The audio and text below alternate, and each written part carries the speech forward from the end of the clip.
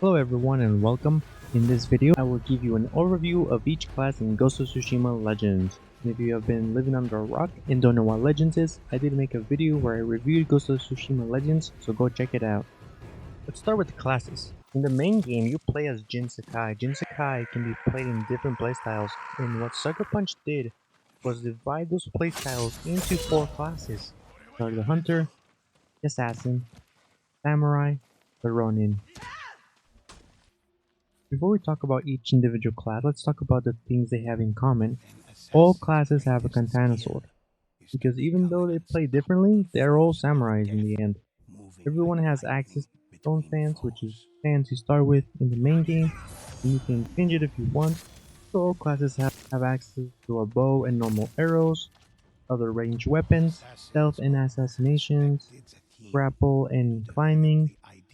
All classes have access to focused hearing.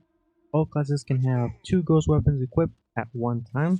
All of this is pretty interesting because you can be an assassin and play as a hunter, or you can play as a samurai and play as an assassin.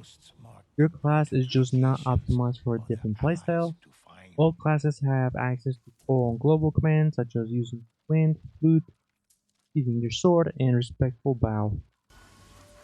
None of the classes have access to a horse, so instead of a horse you get emotes and messages.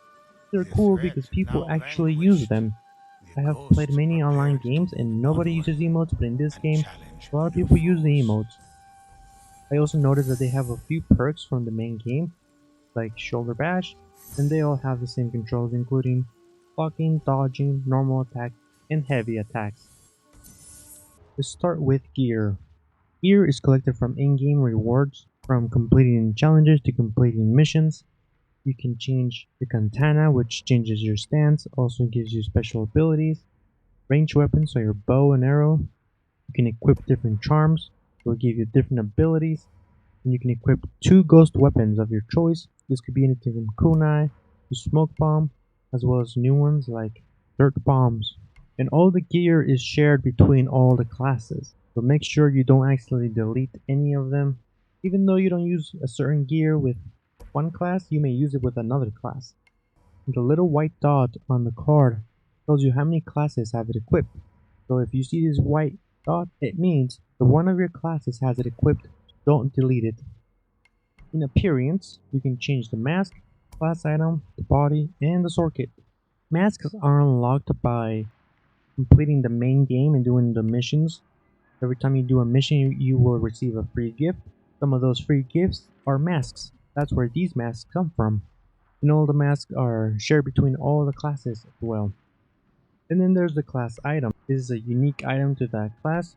You complete these by ranking up or by completing challenges. And next is the body, and this is just the main outfit for your character. These are earned by ranking up and by completing challenges as well. And these are unique to each individual character. Next is sword kits. Sword kits changes the visuals of your swords, and they are shared between all the classes. Obtain them by completing challenges. We have emotes. Emotes are obtained by completing challenges, and these are all shared between classes. So if you want the assassin emote, you can equip it if you want. And then we got sword visual effects, which are really cool. These give your sword a very cool effect when you unsheath them, and they are obtained by completing challenges. And I believe the sword visual effects are also shared between classes. So if you unlock it once, you unlock it for all the classes. Then techniques is the perks that you can get for each class. Each class has their own set of perks. The way the techniques work, each class has one ultimate ability that is accessed by pressing L1 and R1, and it's usually a lethal ability, except for the Ronin class. And each class has 2 class abilities, but you can only equip one of them. There are 3 perk slots, or 3 perk tiers. In the first tier, you have a set of 3 perks that you can choose from, but you can only equip one, and same with the second and third tier. And all the perks are unlocked by leveling up. And what I like about the techniques is that you can always change them. There's no limit on how many times you can change it. So you could play with the same class, but in a different play style. That's pretty cool how they let you do that. You can also see the perk before you unlock it, which is pretty nice. That way you can be motivated to level up and get the new perk. That's how the technique points work in this game. So first we have the Hunter. Hunters rain death on their foes from afar using a variety of arrows with precise aim and consummate skill. The Hunter's ultimate ability is the Eye of Ushitsune, which lets you target 3 enemies and fire a guaranteed headshot at each target. And this is actually pretty handy when there's a lot of enemies and you need to clear some of them. 2 class abilities, you can only equip 1 at a time. And the starting class ability is Staggering Arrow, which lets you fire an arrow that stuns enemy in a small area. And the other one is the Explosive Arrow.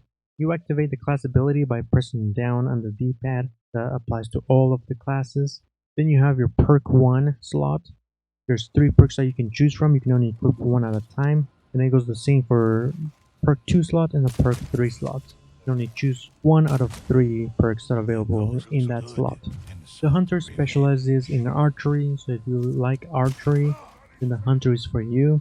A lot of the charms and techniques are based on archery, making your arrows do more damage, bow draw faster.